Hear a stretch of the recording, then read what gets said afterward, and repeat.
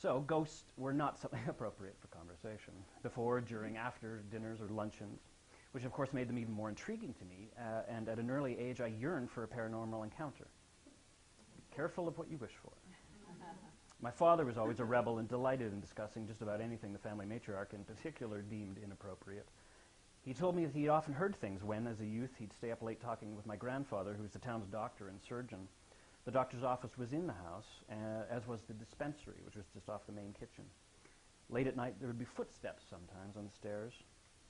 He and my grandfather, who would be sitting at the kitchen table chain-smoking and drinking whiskey mixed with milk to soothe the ulcer that would ultimately claim his life about a year to the day before I was born, they saw things.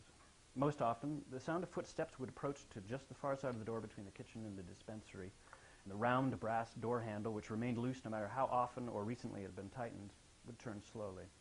Each time, my grandfather would retrieve his World War I sidearm, fearing morphine-seeking burglars, and he and my father would investigate to find only locked doors and everything secure and exactly where it should be.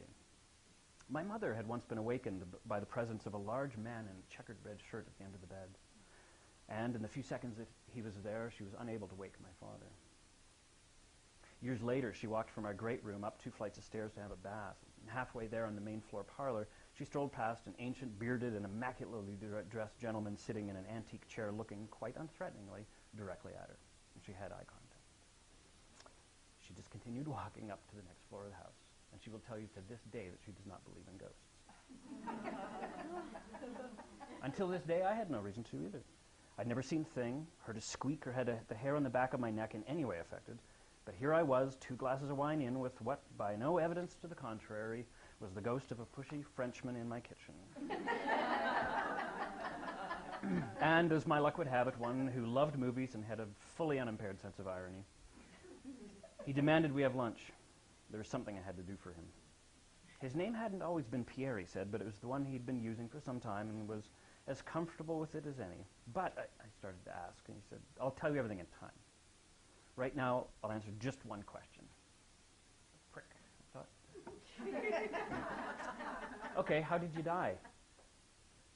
And he smiled, and he leaned back, and he said, it was a beautiful duck terrine, seasoned with a Madeira reduction, inlaid with mushrooms, duck breasts, pistachios, and orange ginger sauce. And I gestured. He said, one of my protégés. I taught him everything there is to know. I love duck. Duck is not difficult. Duck soup is such a stupid expression you English people came up with. It's easy. Just steam the damn thing first and get rid of the fat. It makes a beautiful soup. He got it into his head that the student had surpassed the master. I didn't even notice he didn't eat any of the terrine. I was almost proud. It was very classy. He used amanita mushrooms. Very keeping, actually. It's a long-held fallacy that poison mushrooms taste awful, he continued.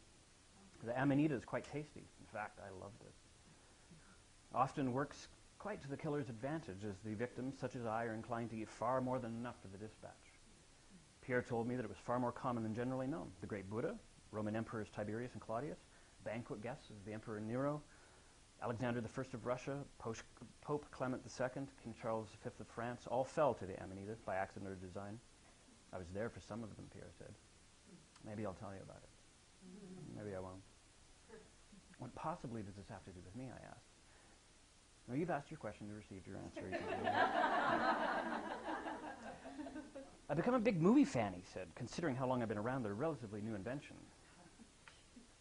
I continued to stare. I've seen your movies, he said, inspecting some grilled tortilla pizzas I'd made. Ghosts can't actually eat, of course, but Pierre would later explain to me how he still relished in the ceremony of picking through a plate of food. Well, thank you, I said, expecting some sort of compliment was to follow. They weren't very good. Your movies, I mean. I know you worked hard on them, and I grant you it's truly astounding, just as great theater always has been, that such endeavor succeeds, considering the odds against anything that complex involving so many people actually coming together. Well, I said, recovering some composure, I guess that's something. Which of my movies did you dislike the least?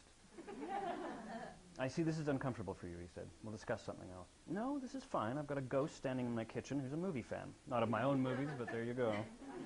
I paraphrase Oscar Wilde right now, but I don't want to have to hear that you poisoned him, too. Pierre shrugged. He said, the smartest thing you did was partner up with a filmmaker who's smarter than you, a better writer, and a better storyteller. Your last effort assisting him is brilliant. Thank you, I have to agree, if I do say so myself, I said. This is awfully predictable, but since you brought up Interview with a Vampire and Ghost, how close does Hollywood come? Depends, he said. Hamlet's always worked like a dam, pardon the pun. All those Amityville slasher things are pretty over the top, but Poltergeist certainly reminded me of the good old days. That trick with the clown? How about The Changeling, I asked. There's a lot more of that than you'd care to know. Ugly stuff, really. Probably the best one so far is Sixth Sense. Really, I said. Yeah, I helped out on that one. Very accurate. A lot of the people wandering around your world, suffering from what they call personality disorders, are actually poor, haunted souls. Well, I'm glad you've come to my kitchen to solve that riddle, I said. A sense of irony, I always saw that in you, he said. Always? I've been following you your whole life. An unusually creative kid. I took a real interest when you started cooking. From popcorn to pike, I tell my friends. That's where you started, you know, making popcorn at the summer house. Pretty clumsy, and you burned a fair share, but you got the hang of it, just like you did scrambled eggs. Finally, you figured out the simplicity and grandeur of baked, fresh river-caught fish. But I'll tell you, Norman, what finally convinced you that I needed you. I needed your help. I didn't speak. Anchovies. You finally got anchovies. You understand them. And you know you can't explain it to others. I nodded in agreement. People don't understand them. They think they're just salty and fishy like herring and sardines, which is really a shame. They've fallen out of favor. There's much more to them. It's the heart of good tapas. They're brilliant. And as you know, it's a bit like when you suddenly realize you can read music, or you've lost your clumsiness with a second language. It's an epiphany. When I saw you sit down with a plate of fresh white anchovies and nothing more than a plate of crackers and some diced garlic and celery, I knew you'd grown and made it to the next level. You're quite clever with some things. The tortilla pizza was interesting. Especially nice touch, grilling the tortilla before topping it, putting it under the broiler with a brush of olive oil, keeping it crispy. Thin crust is how it all started, of course.